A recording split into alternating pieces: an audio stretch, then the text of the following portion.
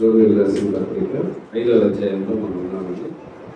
మనం నీతిమంతులుగా తీర్చబడటం వలన కలిగి ఉన్న ప్రయోజనాలు, మనం నీతిమంతులుగా అవ్వట వలన మనం పొందుకున్న మేలు ఏంటి అనే విషయాల గురించి మనం ఆలోచన చేస్తున్నాం. అందులో 5వ వచనం వరకు మనం చూసాం. 5వ వచనం వరకు పరిశుద్ధాత్మ ద్వారా దేవుని ప్రేమ మన హృదయాల్లో కుమ్మరించబడింది అనే విషయాన్ని మనం ఆలోచన చేస్తాం. తదుపరి మరి రెండు విషయాలను మనం చూద్దాం. మనం నీతిమంతులుగా తీర్చబడటం వలన చూడండి, 9వ వచనం రోమపత్రిక 5:9. కాబట్టి ఆయన రక్తము వలన ఇప్పుడు నీతిమంతులుగా తీర్చబడి మరింత నిశ్చయముగా ఆయన ద్వారా ఉగ్రత నుండి రక్షింపబడుచున్నాము. మరింత నిశ్చయముగా ఆయన ద్వారా ఉగ్రత నుండి రక్షింపబడుతున్నాం. ఈ విషయాన్ని మనం జ్ఞాపకం చేసుకున్నాం. నీతిమంతులుగా తీర్చబడిన మనం రాబోయే ఉగ్రత నుండి తప్పించబడతామని మనకు వాగ్దానం చేయబడుతుంది. ఇది భవిష్యత్తు సంబంధితమైన విషయం. ఎవరైతే నీతిమంతులుగా తీర్చబడ్డారో రాబో దేవుని ఉగ్రత నుండి మనం తప్పించబడతాం. చూశారుగా మాట 9వ వచనంలో మరింత నిశ్చయముగా ఆయన ద్వారా ఉగ్రత నుండి మనం రక్షింపబడదుము అన్నాడు. అంటే లోకం మీదకి ఉగ్రత అనేది రాబోతుంది. లోకం మీదకి రాబోయే ఉగ్రత నుండి ఎవరైతే ఆయన యందు విశ్వాసం ఉంచి నీతిమంతులుగా అవుతారో వారు నిశ్చయముగా లోకం మీదకి రాబోయే ఉగ్రత నుండి తప్పించబడతారు. మనం ప్రస్తుతం బాగానే ఉన్నాం, కానీ రేపో మాపో ఏం జరుగుతుందో మనకు తెలియదు. లోకం అంతటి మీదకి ఉగ్రత అనేది రాబోతుంది. అది మనకు చెప్పి రాదు. రాబోయే ఆ ఉగ్రత నుండి మనల్ని తప్పించగలిగింది యేసుక్రీస్తు. నీతిమంతులుగా తీర్చబడిన వ్యక్తి జీవితంలోనే ఇది నెరవేరుతుంది. నీతిమంతులుగా తీర్చబడకపోతే ఆ ఉగ్రతకు మనం గురవుతాం. అది రానిమ్ము, మేము చూస్తామని చాలా మంది భక్తులు అన్నారు. యెషయా గ్రంథంలోను ఇర్మియా పుస్తకాల్లో ఆయన ఉగ్రత రానిమ్ము, మేము దాన్ని ఏంటో తెలుసుకుంటామని పలికిన వారు చాలా మంది. కానీ దేవుని ఉగ్రత వచ్చినప్పుడు మనం దానిని భరించడం చాలా కష్టం. ఈ అంత్య దినాల్లో కూడా మనం ఉన్నామండి. చివరి రోజుల్లో మనం ఉన్నాం. ఒకవేళ మీరు వెనుజులా గురించి ఏమైనా చూస్తే, అంటే మీకు మీడియాలో యూట్యూబ్ వాటిలో కూడా కనబడుతున్నారు. వెనుజులా దేశంలో భూకంపం వచ్చింది. దాదాపుగా 10,000 మంది అని 40% సర్వే చెప్తుంది, 1,00,000 మంది అని 30% సర్వే చెప్తుంది. 1,000 మంది చనిపోతున్నారు. 1,000 మంది మన బిల్డింగుల కింద, 1,000 మంది చనిపోతే 1,00,000 మంది నిరాశ్రులు అయ్యారు.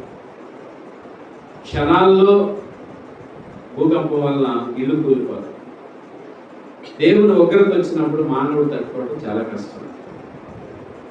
అది ప్రారంభం అయిన తర్వాత మనకు ఛాన్స్ కూడా ఉండదు.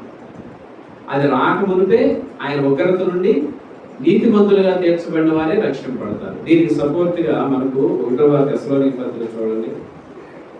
1వ తెస్సలోనికీ పత్రికలో మాట అన్నాడు. 5వ అధ్యాయము 9వ వచనంలో ఈ మాట పలికారు.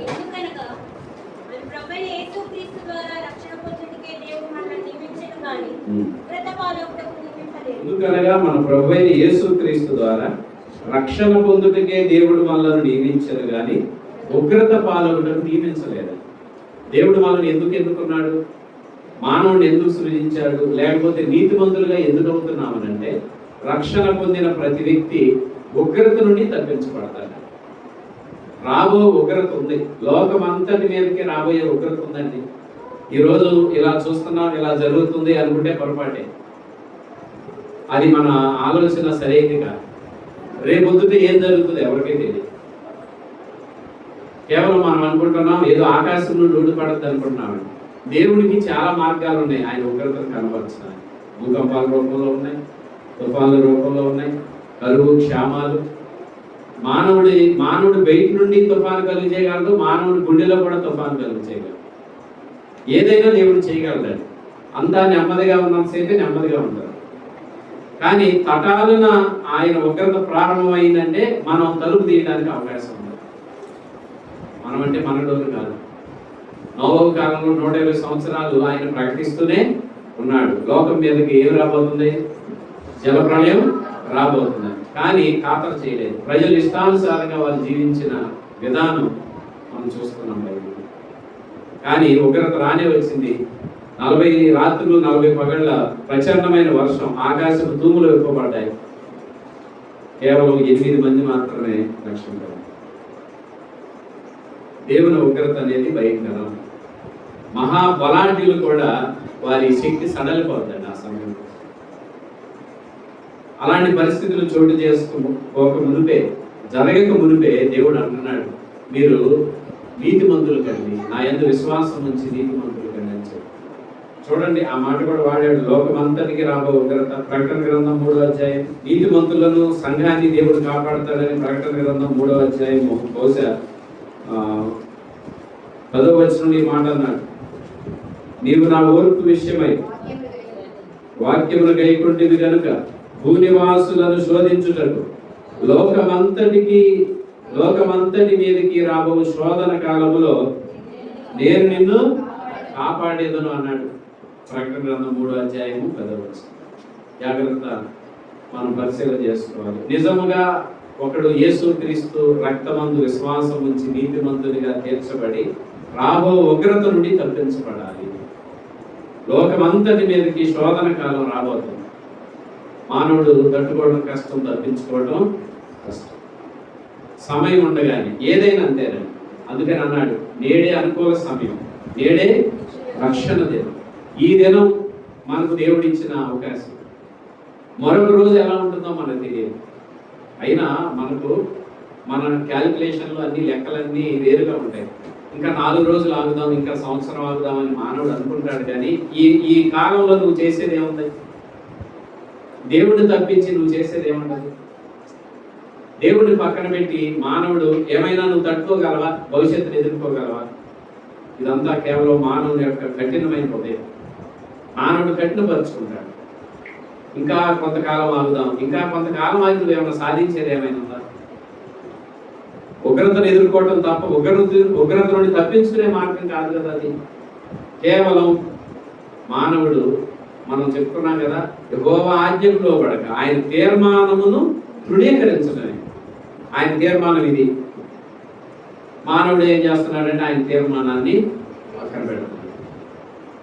కాబట్టి నీతిమంతుడిగా తీర్చబడితే ఒక గొప్ప ప్రయోజనం ఏంటంటే, రాబో ఉగ్రత ఏదైతే ఉందో దాని నుండి ఆ వ్యక్తి తప్పించబడతాడు. పాత రోజుల వల్లే ఈసారి దేవుడు భూమి మీదకి నీటిని కాదు తీసుకొచ్చాడు. ఈసారి ఆయన అగ్ని చేత తీర్పు తీరుస్తానంటాడు. ఈసారి నీటితో ఆయన లోకాన్ని ముంచాడు, అగ్ని చేత ఈ లోకం అంతయు కాల్చబడునని పేతురు పత్రికలో చెబుతున్నాడు. పూర్వం ఉన్న లోకానికి దేవుడు నీటిని పంపితే, ఇప్పుడు ప్రస్తుతం ఉన్న లోకానికి దేవుడు అగ్ని ద్వారా దేవుడు తీర్పు తీర్చబోతున్నాడు. కాబట్టి మనం జాగ్రత్త పడాలి.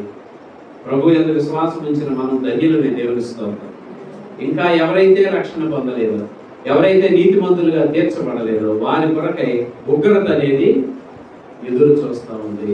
దేవుని ఉగ్రత భయంకరమైంది. దాని నుండి మనం తప్పించబడతాం. చూడండి, మరొక రోమాపత్రిక 5వ అధ్యాయంలో మరొక విషయాన్ని చూద్దాం. మరొక ప్రయోజనం ఏంటంటే, జాగ్రత్తగా మీరు ఈ మాటలు ఆలకించండి. నీతిమంతులుగా తీర్చబడటం వల్ల మరొక ప్రయోజనం, ఇది ప్రస్తుత కాలానికి చెందినది. మొన్న మనం చూసిన 4 విషయాలు గతానికి చెందినవి. ఇదైతే ఏది ఇంతకుముందు మనం చెప్పింది భవిష్యత్ సంబంధితమైంది. ఇప్పుడు చెప్పబోయేది ప్రస్తుతం దేవుని నమ్మి నీతిమంతులుగా తీర్చబడిన వారు ప్రస్తుతం వారికి కలిగే ప్రయోజనం 10వ వచనంలో ఉంది. చూడండి, ఆయన కుమారుని మరణము ద్వారా మనము దేవునితో సమాధానపరచబడిన వారమై ఆయన జీవించుట చేత మరి నిశ్చయముగా రక్షింపబడదుము అన్నాడు. దేవుని స్తోత్రం. రోమపత్రిక 5వ అధ్యాయం 10వ వచనంలో ఒక మాట వాడాడు. మనము ఆయన మరణము ద్వారా సమాధాన పరచబడిన ఎడల, అంటే ఏంటంటే పాస్ట్ అది, సమాధాన పరచబడ్డాం. దేవునికి మనకు ఉన్న శత్రుత్వం పోయింది. సమాధాన పరచబడి, మరణము ద్వారా సమాధాన పరచబడి. జాగ్రత్తగా 2 మాటలు గుర్తుపెట్టుకోండి. రోమపత్రిక 5:10లో ఉన్నది ఏంటంటే, మరణము ద్వారా సమాధానం వచ్చింది. రెండవది, ఆయన జీవించుట చేత అన్నాడు. చూసారా పదం చివరిలో? ఆయన జీవించుట చేత మరణించేముగా రక్షింపబడుదుము అన్నాడు. దేవుని స్తోత్రం. మరణము ద్వారా సమాధానం పొందుకున్నాం, మరి ఆయన మరణించి తిరిగి లేచాడు కదండి. ఈ రోజు ఏం చేస్తున్నాడు? ఆయన జీవించి ఉన్నాడు. జీవించి ఉండడం చేత మరి నిశ్చయముగా మనము రక్షణ పొందుకుంటూ ఉంటాం. ఇది ప్రస్తుత కాలానికి చెందింది. కొద్దిగా ఈ వాక్యం మీరు అర్థం చేసుకోవాలి. ఆయన మరణం ద్వారా through his death we got reconciliation, through his life we are saved today. ఈ రోజు ఆయన జీవించడం ద్వారా మనం రక్షణ పొందుకుంటాం. ఆయన మన మధ్య సజీవుడిగా ఉన్నాడండి. రక్షణ పొందుకుంటూనే ఉంటాం. చివరి రోజు వరకు మనల్ని దేవుడు రక్షిస్తూనే ఉంటాడు. మరణించడం ద్వారానేమో సమాధానం ఇచ్చాడు, జీవించడం ద్వారానేమో ఏమిస్తున్నాడు? రక్షణ ఇస్తున్నాడు. ఎంత సరిగా ఒకటి యేసుక్రీస్తుని సరిగా ఒక వ్యక్తి అర్థం చేసుకుంటే నిజంగా నీ జీవితానికి నా జీవితానికి ఆయన చేసిన పనులు ఎంత ఆపాదించుకోవచ్చు. ఆయన మరణించాడు, మనకు సమాధానం వచ్చింది. ఆయన మరణంలో నుండి తిరిగి లేచి ఈరోజు జీవిస్తున్నాడు మన మధ్య. ఆయన మన కొరకు తండ్రి కుడిపార్శ్వం నుండి మన కొరకు ఏం చేస్తున్నాడు? ఈ దినం విజ్ఞాపన చేస్తున్నాడు, జీవిస్తున్నాడు, బ్రతికే ఉన్నాడు. ఆయన సజీవుడు. అందుకనే దూత ఏమన్నాడంటే, ఎందుకు నీవు సజీవుడు మృతుల్లో వెతుకుతావు? ఆయన లేచి ఉన్నాడు. ఆయన మన మధ్య ఉంటాడు, మన కుటుంబంలో ఉంటాడండి. ఒక వ్యక్తి ప్రభువుని నమ్మితే ఆ వ్యక్తి పక్కనే ఉంటాడు.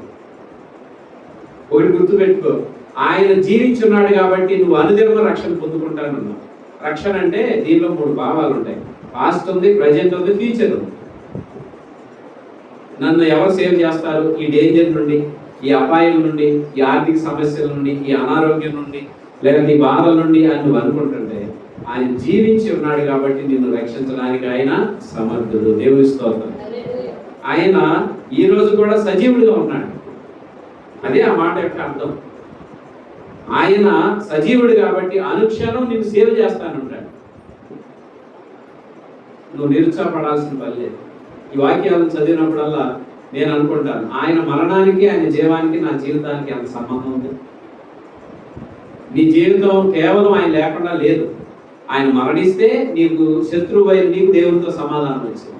ఆయన ఈరోజు జీవిస్తుంటే నువ్వు ప్రతిదినము ప్రతి క్షణం రక్షణ పొందుకుంటాను ఉన్నాడు. మనల్ని ఆయన రక్షించకపోతే మనం ఏమైపోతామండి? ఏ విషయమైనా కావచ్చు. నేను మరలా చెప్తున్నానండి, నీకు అన్ని కోణాల్లో ఆయన రక్షణ ఇస్తాడు. అందుకనే ఆ పదాన్ని బాగా గుర్తుపెట్టుకోండి. ఆయన జీవించుట ద్వారా, ఆయన చనిపోలేదు, ఆయన జీవిస్తున్నాడు. ఈరోజు ఆయన బ్రతుకున్నాడు కాబట్టి నీకు నిరీక్షణ. దేవుని స్తోత్రం. నువ్వు భవిష్యత్తును ఎదుర్కోవచ్చండి. ఆయన బ్రతుకున్నాడు కాబట్టి నువ్వు భవిష్యత్తును ఎదుర్కోవచ్చు. ఆయన చనిపోయినాడు అనుకోండి, అసలు ఇది మనం చుట్టేసేయచ్చు, ఇబ్బంది లేదు. అసలు మనకు ఆయన సంబంధమే లేదు.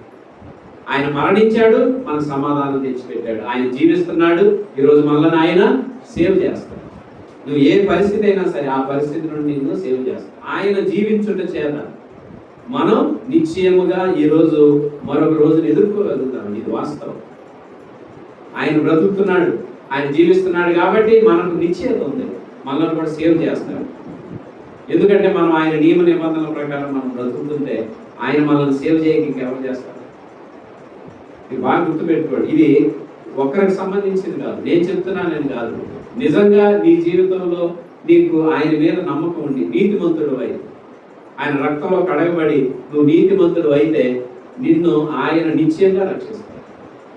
అసలు అనుమానమే లేదు. ఆయన వాగ్దానం చేసిన వాడు నమ్మదగిన.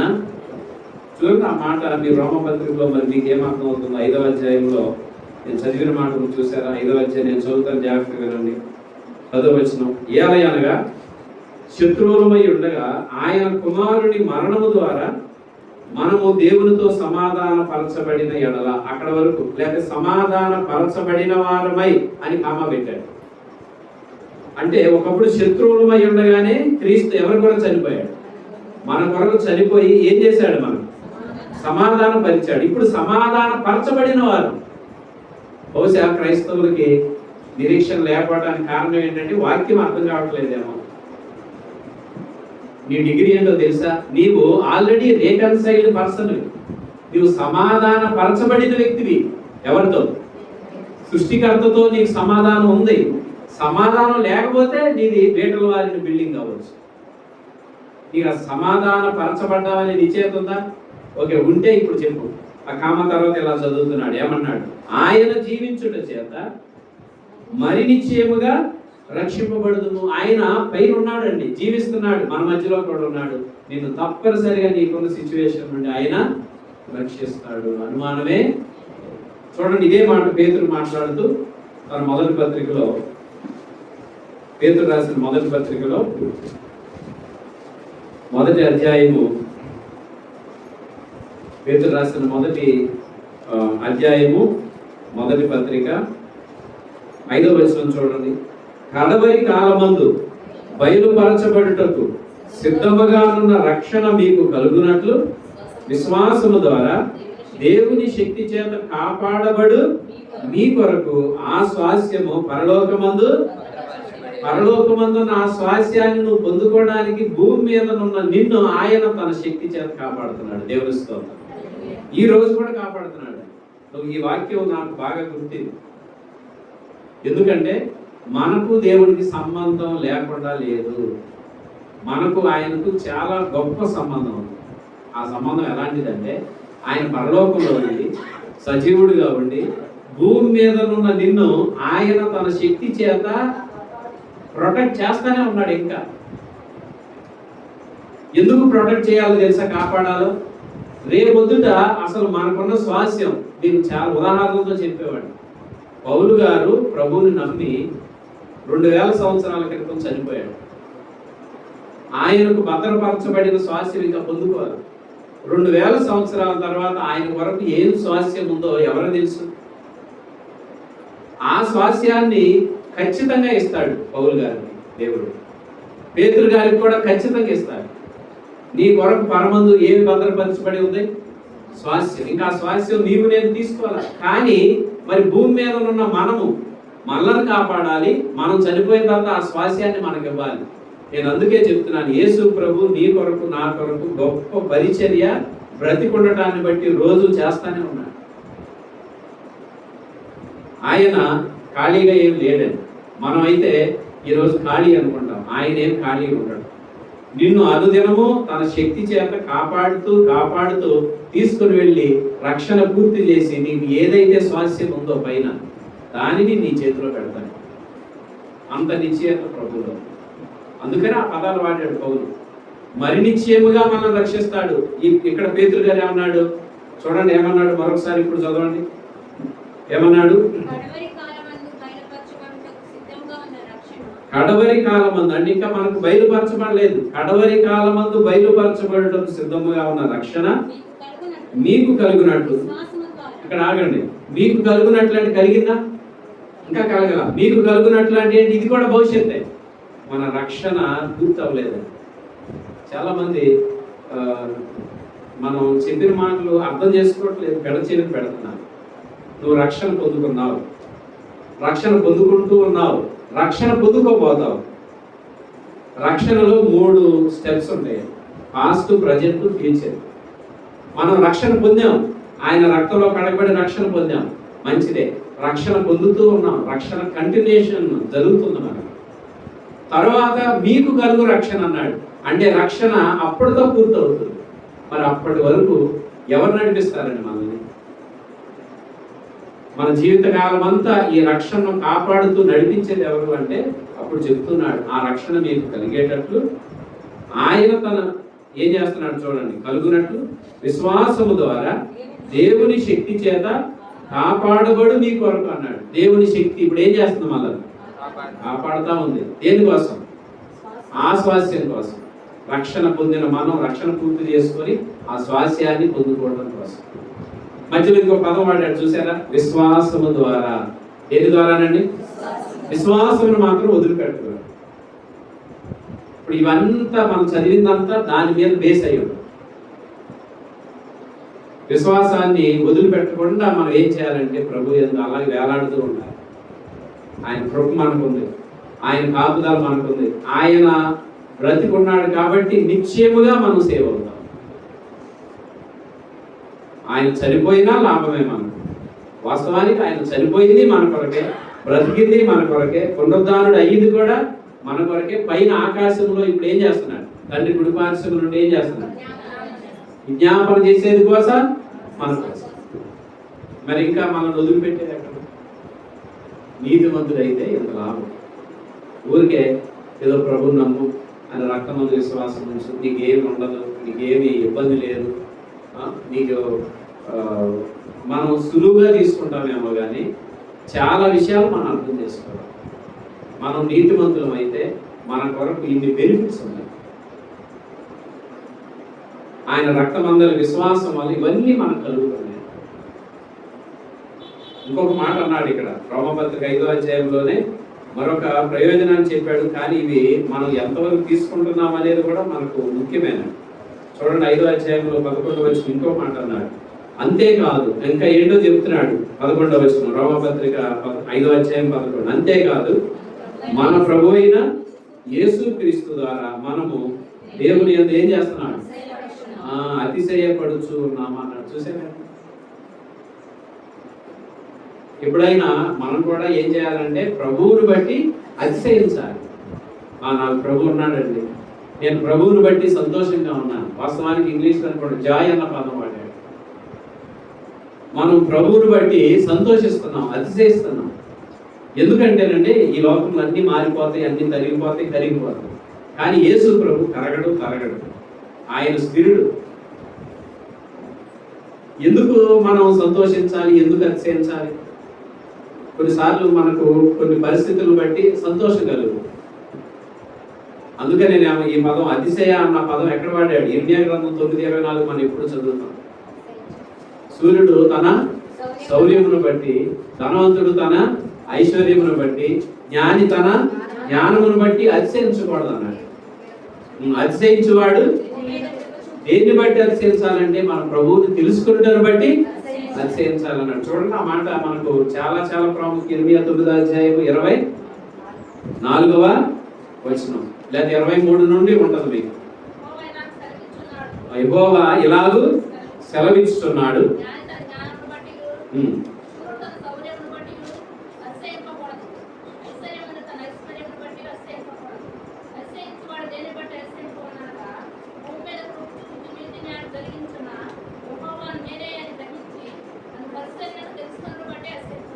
ఆయనను తెలుసుకున్నటను బట్టి అతిశయించు. ఎంత గొప్ప మాట చూశారు. మన అతిశయము మన నీతిని బట్టే మనకు కలుగుతుంది. కాబట్టి గుర్తుపెట్టుకుందాం, మనం నీతిమంతులుగా తీర్చబడటను బట్టి మనకు కలిగే ప్రయోజనాలు అన్నీ ఇన్ని కాదు. రోమపత్రిక 5వ అధ్యాయము 1-11 వచనాలను మనం దృష్టిలో పెట్టుకున్నాం. ఒకటి అంటే ఈ రోజు మనం చెప్పుకున్నది, రాబో ఉగ్రత నుండి దేవుడు మనలను తప్పిస్తాడు. రెండవది ఏం చేస్తారండి? ఆయన జీవించుట చేత మరణించేముగా అనుదినము మనలో తన రక్షణ కార్యాన్ని కొనసాగిస్తాడు. మూడవదిగా మరి మనం యేసుక్రీస్తుని బట్టి ఏం చేస్తా ఉంటాం? అతిశయిస్తాం. ప్రభువుని బట్టి అతిశయించాలి కూడా. ఇది మన లైఫ్ స్టైల్గా ఉండాలి, మన జీవన శైలిగా ఉండాలి. ఇదంతా దేన్ని బట్టి వచ్చిందండి? ఇప్పుడు ఈ ప్రయోజనాలన్నీ దేన్ని బట్టి వచ్చాయి చెప్పండి?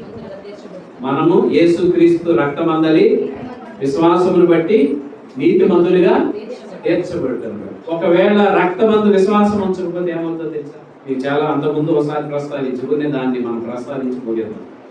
కీర్తనల పుస్తకం 9వ అధ్యాయం 12వ వచనం. కీర్తనల గ్రంథం 9వ అధ్యాయము 12వ వచనం. ఆయన రక్తాపరాధముల గురించి విచారణ చేయనప్పుడు బాధపరచబడు వారిని జ్ఞాపకము చేసుకొనెను, వారి మొరను ఆయన మరువడు.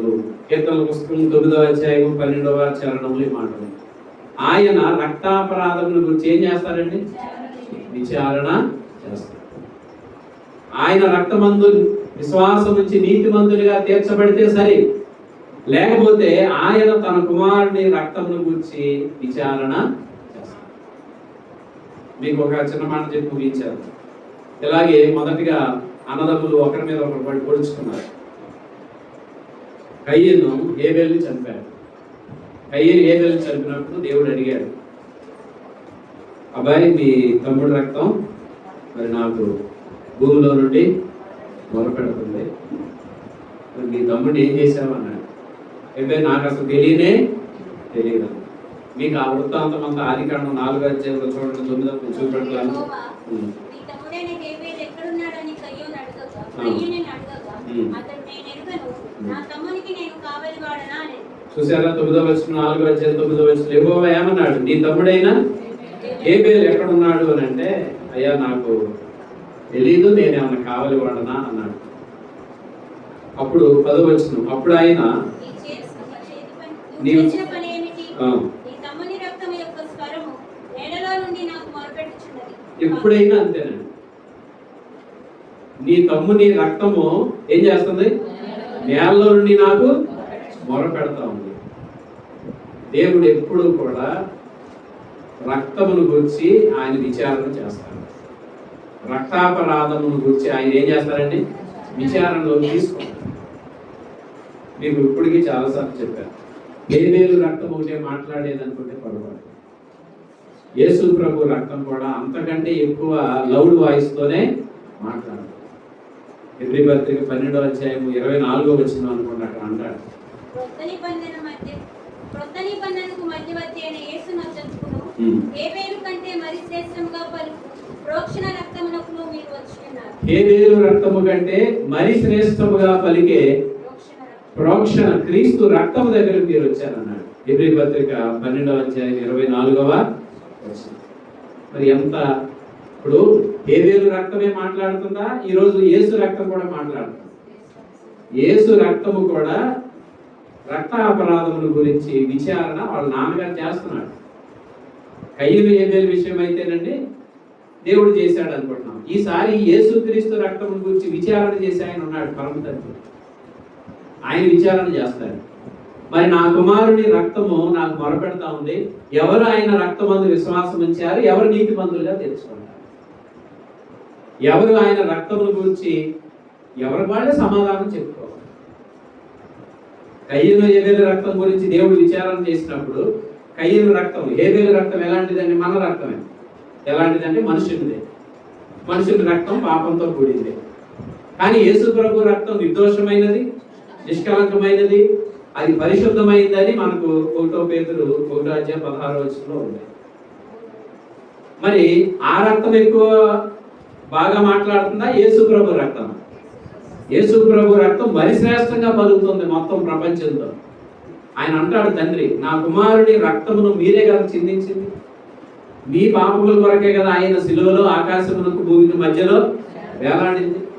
మరి ఆయన రక్తం నాకు మొరపెడతా ఉంది, ఎవరెవరైతే ఆయన యందు విశ్వాసం ఉంచలేదో, ఇంకా నీతిమంతులుగా తీర్చబడలేదో వారందరూ నాకు లెక్క చెప్పాలన్నారు. అప్పుడు ఏంటి పరిస్థితి? నిశ్చయముగా రక్తాపరాధం గురించి ఆయన విచారణలోకి తీసుకున్నాడు, విచారణ చేస్తాడు. చేసినప్పుడు ముఖ్యంగా తన కుమారుని రక్తం గురించి విచారణ చేస్తాడు. ఇంకెవరు? మీ అందరి కొరకే కదా ఈ రక్తం చిందించబడింది. మరి మీ కొరకు చిందించబడినప్పుడు ఆయన బాధపడుతున్నాడు. అక్కడ రాశాడు, కీర్తన 9:12 అన్నాడు, బాధపరచబడు వారి విజ్ఞాపనను మొరను ఆయన వింటాడు. యేసు ప్రభు పైన ఇప్పుడు పైనే ఉన్నాడని చెప్పాం. తండ్రి కుడిపార్శ్వన ఆయన మానవాళి కొరకు ఏం చేస్తున్నాడు? విజ్ఞాపన. రక్షణ పొందిన వారి కొరకు చేస్తున్నాడు, రక్షణ పొందని వారి కొరకు కూడా చేస్తున్నాడు. మరి ఆయన కూడా అక్కడ మొర పెడుతున్నాడు, అయ్యా మరి నా రక్తం వేస్ట్ అయిపోతుంది. ఇదిగో కొంతమందే నమ్మారు, కొంతమంది నీతిమంతులుగా తీర్చబడ్డారు. మరి మిగిలిన వారి పరిస్థితి ఏంటంటే, తండ్రి రంగంలో దిగి నా కుమారుని రక్తం గురించి నేను అందరినీ విచారణలో తెస్తున్నానండి. ఏంటి పరిస్థితి? ఎవరూ తప్పించుకోవాలి. ఒకటే జరిగింది తెలుసండి. కయ్యని ఏమన్నాడు తెలుసా? నాకు తెలియదంటే దేవుడు ఏమన్నాడంటే, సరే నీవు శపించబడుతున్నావు, నువ్వు దేశ దిమ్మరవై మొత్తం తిరుగులాడుతూ ఉంటావు, శాపం. అందుకని ఆ శాపాన్ని కూడా దేవుడు ఏం చేశాడు? తన పైన వేసుకున్నాడు. ఈరోజు మనం బలలో పాలిభాగస్తులు అవుతున్నాం కారణం అదేనే. మన శాపం, మన పాపం శాపగ్రాహిగా ఆయన శిలువలో వేలాడినప్పుడు ఆయన పైకి ట్రాన్స్ఫర్ చేయబడ్డాడు. ఈరోజు మనకు విడుదల వచ్చింది, ఆయన శాపగ్రాహిగా వేలాడుతున్నాడు. ఇది యేసు ప్రభు యొక్క స్టోరీ. ఆయన తప్పనిసరిగా రక్తాపరాధం గురించి వాళ్ళ నాన్నగారు తండ్రి, మన తండ్రి అయిన దేవుడు విచారణ చేస్తాడు. విచారణ చేసినప్పుడు ఆయన రక్తమును పాదములతో త్రొక్కివేసే పరిస్థితి ఉంది, ఆయన వదిలిపెట్టాడు. ఆ మాట కూడా బైబిల్లో ఉంది. చూడండి 9వ అధ్యాయము లేదా 10వ అధ్యాయము హెబ్రీ పత్రిక 10:29 అందరూ చదువుకోండి. అందరూ హెబ్రీ పత్రిక 10వ అధ్యాయము 29వ వచనం చదవండి. ఇట్లుండగా దేవుని కుమారుని పాదములతో త్రొక్కి తాను పరిశుద్ధపరచబడుటకు సాధనమైన నిబంధన రక్తమును అపవిత్రమైనదిగా ఎంచి కృపకు మూలముగా ఆత్మను తిరస్కరించిన వాడు ఎంత ఎక్కువైన దండనకు పాత్రగా ఎంచబడని మీకు తోచును. చూసారా, ఎవరైతే ఇంకా క్రీస్తు రక్తంను తమ పాదములతో అప్లై చేసుకోవాల్సిన వారే తమ పాదములతో త్రొక్కి పరిశుద్ధపరచబడుటకు సాధనమైన నిబంధన రక్తమును ఎలా ఇస్తూ ఉన్నారు? అది అపవిత్రమైందా? యేసు రక్తం ఎలాంటిదండి? పవిత్రమైనది, పరిశుద్ధమైనది. కానీ మానవుడు దాన్ని నమ్మకపోతే దాన్ని ఎలా ఎంచినట్టు? అపవిత్రమైనదిగా ఎంచి కృపకు మూలముగా ఆత్మను తిరస్కరించిన వాడు ఎంత ఎక్కువైన దండనకు, హౌ మచ్ మోర్ అన్నాడు. అది ఎంత ఎక్కువైన దండనకు. రోమపత్రిక 5వ అధ్యాయంలో కూడా ఈ పదం వాడాడు. 1-4 సార్లు ఉంటుంది. 5వ అధ్యాయం మీరు చదవండి. ఎంత ఎక్కువైన భక్తిహీనులుగా ఉన్నప్పుడు యేసు ప్రభు మన కొరకు చనిపోయి ఆయన నానా శ్రమలు పడితే మనం ఏం చేస్తున్నామో తెలుసండి? ఆయన రక్తమును అపవిత్రమైనదిగా ఎంచుతూ ఉన్నాం. ఎంత బాధపడతాడు? ఎంత ఎక్కువ అన్న పదం ఎక్కువ ఉంటుందండి 5వ అధ్యాయంలో మీరు చూడండి. ఎంతో నిశ్చయంగా అంటాడు. చూసారా? How much more. Negative sense లో ఉంది, పాజిటివ్ సెన్స్ లో కూడా ఉంది. 5వ అధ్యాయము 6వ వచనం నుండి 20వ వచనం వరకు 4 సార్లు ప్రస్తావించాడు. ఎంత ఎక్కువ. కాబట్టి జాగ్రత్త. యేసు రక్తమందు విశ్వాసం ఉంచిన మనందరం ఏమయ్యామండి? ఈరోజు నీతిమంతులుగా తీర్చబడ్డాం. నీతిమంతులుగా తీర్చబడిన మనం ఎంతో మేలు పొందుకుంటాం. మీరు ఎవరైనా మీ జీవితంలో ఏమైనా కార్యములు జరగకపోయినా ధన్యులే. మన లెక్క ప్రకారం ఎప్పుడు ఏమనుకుంటామంటే ఏదో కంటికి కనబడేది ఆశీర్వాదం కనబడితేనే దీవెన పొందాము అనుకుంటాం. అది తప్పండి. కంటికి కనబడేది దశల వారీగా మనకు వస్తుంది. మనం చిన్నప్పుడు లేకపోవచ్చు, మనం పెద్ద అయిన తర్వాత వస్తుంది. మనం పెద్ద అయిన తర్వాత లేకపోవచ్చు, మన పిల్లలు పెద్ద అయిన తర్వాత వాళ్ళ ఉద్యోగాల వల్ల, వాళ్ళ డబ్బు వల్ల మనము పెద్దలు అవుతాం. లేకపోతే మన మనవాళ్ళ వల్లైనా మనం దీవించబడం. వీటి వరకు బైబిల్ చెప్పట్లేదు. అది చెప్పేది ఏంటంటే నీతిమంతునిగా తీర్చబడిన మరుక్షణమే నీకు పరిశుద్ధాత్మని వరం ఇవ్వబడుతుంది. సమాధానం వస్తుంది, కృపలో ప్రవేశం దొరుకుతుంది, ప్రేమ నీ హృదయంలో కుమ్మరించబడుతుంది. ఇదిగో ఈ ఉగ్రత నుండి తప్పించబడతామనే నిశ్చయత వస్తుంది. క్రీస్తుని బట్టి సంతోషిస్తావు. ఇవన్నీ కంటికి కనబడేది కాదు. నీతిమంతులుగా తీర్చబడితే ఎన్ని లాభాలు, ఎన్ని ప్రయోజనాలు, అవన్నీ అనుభవించే వ్యక్తి జీవితంలో నిలకడగా స్థిరంగా ఉంటాడు. భౌతికమైన పరిస్థితులను తట్టుకుంటాడు. నీకు అసలు లోన పవర్ లేకపోతే ఎలా తట్టుకుంటా? అంతరేంద్రియములే కదా అసలు విషయాలు. పైన శరీరం ఏముందండి? దేవుడు దీన్ని అక్కడ కప్పేశాడు. అసలు లోనంతా మనకు జరిగే క్రియలన్నీ లోనే కదా జరుగుతుంది. మన అంతరేంద్రియాల్లో దేవుడి క్రియలు ఎన్ని ఉన్నాయి? మనల్ని ధైర్యపరిచేదాన్ని, గుండె నిబ్బరాన్ని ఇచ్చేది ఆయనే. లేకపోతే మెత్తని మనసునిచ్చేది ఆయనే. నిరీక్షణ ఎక్కడ పడుతుంది? శరీరం మీద పడుతుందా? మన హృదయంలో నిరీక్షణ, మహిమ నిరీక్షణ కలుగుతుంది లోపటే. ఇవన్నీ దేవుడు దిట్టపరిచినప్పుడు అప్పుడు నీకు బయట విషయాలు తట్టుకోగలుగుతావు. కాబట్టి బైబిల్ చెప్పే ఫార్ములా ఏంటంటే మొదట నా నీతి, తర్వాతే మిగిలినవన్నీ. అదే కదండి, ఏమని ఉంటుంది? మొదటిగా నా రాజ్యమును నీతిని వెతకండి, మిగిలినవన్నీ మీకు. కాబట్టి మొదటిగా నువ్వు నీతిమంతులు అవ్వాలి. నువ్వు ఎంత ప్రయత్నం చేసినా ఇది లేకపోతే మిగిలినవన్నీ తుప్పులాగా ఊడిపోదు. వచ్చి చేరినట్టే ఉంటది, కానీ కాలానుగుణంగా ఊడిపోయి నిన్ను వదిలిపెట్టి వెళ్ళిపోతాయి. ఎందుకంటే మొదట దీనిలో నువ్వు స్థిరుడు అయితే మిగిలినవన్నీ నిన్ను పట్టి ఉంటాయి. అందుకనే దేవుని వాక్యం యేసు ప్రభు చెప్పిన మాటలు అవి. మొదటగా నా రాజ్యాన్ని, నా నీతిని వెతకండి, మిగిలిన మీకు ఏమేమి కావాలో వాటన్నిటినీ దేవుడే మీకు అనుగ్రహిస్తాడు. చూడండి, ఆకాశ పక్షులను చూడండి, లేకపోతే మొక్కలను చూడండి, చెత్తను చూడండి, కనీసం గడ్డి పోసను చూడండి అన్నాడు. మరి వాటన్నిటికీ అలంకరణ ఇచ్చేది దేవుడా? లేదా అవన్నీ అవే చేసుకుంటున్నాయి? మనం కూడా ఆలోచన చేసుకున్నాం. నువ్వు ప్రభుని నమ్ము, స్థిరంగా విశ్వాసంలో స్థిరంగా ఉంది. ఇక్కడ కూడా మనం రాగానే కీర్తన పుస్తకంలో చదివాం. ఏమని? కీర్తన గ్రంథంలో 10వ వచనం చదివా, 107:10. మహోన్నతుని తీర్మానమునకు వారు సమ్మతించలేదని. దేవుని ఆజ్ఞకు ఏమవట్లేదు. కీర్తన పుస్తకం తీయండి, 107వ కీర్తన 10వ చరణంలో ఈ మాట ఉంది. దేవుని ఆజ్ఞకు ఏమవ్వాలి? మనం చెడిగామని చెప్తామండి. అయ్యా బాబు, నువ్వు దేవుని ఆజ్ఞకు ఏమవ్వాలి? లోబడాలి. మహోన్నతుని తీర్మానం. ఇది ఎవరి తీర్మానం? మహోన్నతుని తీర్మానం నువ్వు తృణీకరిస్తే ఏమన్నా ఎగ్జిస్టెన్స్ ఉంటుందా? మంచే కదా అని చెబుతుంది. నేను చేసిన తీర్మానం అప్ప ఇది. నా తీర్మానానికి ఎవరు సమ్మతి చెప్తారు, ఎవరు అసమ్మతి చెప్తారో చూస్తారు. ఆయన తీర్మానాలు ఉన్నాయి, ఇందులో ఆయన శాసనాలు ఉన్నాయి, ఆయన కట్టడలు ఉన్నాయి, ఆయన విధులు ఉన్నాయి. ఒక వ్యక్తి హృదయం లోబడే వ్యక్తి గుణాలు వేరండి. నువ్వు 50 సంవత్సరాలు బ్రతుకు, 60 సంవత్సరాలు బ్రతుకు, యేసు ప్రభు ఎడల నీ హృదయం అస్థిరంగా ఉంటే నీకు ఆయన వల్ల ఏది దొరకదు. ఆదివారం 6 అయినా 106 దేవుని సన్నిధిలో సమయం గడపాలి.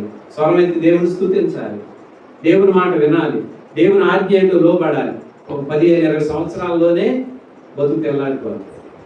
వాడికి దేవుడు ఏం చేయాలో చేస్తాడు. దేవుని ఎడల స్థిరత్వం. అందుకనే దేవుడు 1కి 10 సార్లు చెప్పి బాధపడతాడు, వారి హృదయము నా ఎడల స్థిరముగా లేదు. నేను మాత్రం ఏం చేస్తాను? అయినా అక్కడికి ఓర్చుకుంటానే ఉంటాడు. కష్టకాలం మంది మొదలుపెడితే వదిలిపెడతాడా? వదిలిపెడతాడు. కానీ ఉపయోగం ఇదే జరుగుతుందని మన జీవితంలో కూడా. నీవు దేవుని పట్ల ఎలాంటి స్వభావాన్ని కలిగి ఉంటావో చూస్తాను. వదిలిపెట్టడండి. మ్యానుఫ్యాక్చర్ చేసింది ఆయనే, సృష్టికర్త ఆయనే కాబట్టి నేలకేసి కొట్టడం మనం. ఎంతైనా ప్రేమ కలిగిన వాడు కాబట్టి అలాగే చూస్తూ ఉంటాడు. కానీ అది కాదుగా మనకు కావాల్సింది. నువ్వు ఆయన ఎడల కరెక్ట్గా ఉంటే ఆయన నిన్ను ఎట్టి పరిస్థితిలో దిగనాడు, తోలనాడు. నిన్ను ఎలా దీవించాలో ఆయనకి బాగా తెలుసు. నిన్ను ఏ సమయంలో సేవ్ చేయాలో ఆయనకి తెలుసు. ఎందుకంటే నువ్వు ఆయన్ని నమ్ముకుని స్థిరంగా జీవిస్తాను. అలా ఉండాలి. హృదయపూర్వకంగా, ప్రభువా నన్ను నీ రక్తంలో కడుగు, నీతిమంతునిగా తీర్చు. నీతిమంతుని ప్రయోజనాలు లోకంలో ఎవరికి ఇచ్చావో, అబ్రహాంకి ఇచ్చావో, నాకు కూడా నువ్వు ఇస్తావని నేను నమ్ముతున్నాను. విశ్వాసం ద్వారా నేను అలాగే కొనసాగుతాను. నువ్వైతే నన్ను వదిలిపెట్టవని నాకు బాగా నమ్మకం. ఒకవేళ వదిలిపెట్టినా నీకు అది అర్థం కాదు ఎందుకు వదిలిపెట్టాడు. అది కూడా తేలికే. 2000 సంవత్సరాల నుండి ఈయన ఉన్నాడు. సంఘం పుట్టిన దగ్గర ఈయన వల్లే. ఇంకా వెనక్కి వెళ్తే అసలు ఈయనే సృష్టికర్త. ఈయనకు డేట్ అనేది లేదు కదా. ఆయన ఆది నుండి, నోవా కాలం నుండి, అబ్రహాం నుండి, లేకపోతే అంతకుముందు ఉన్న మెతుషెలా నుండి ఆయన ఉన్నవాడు.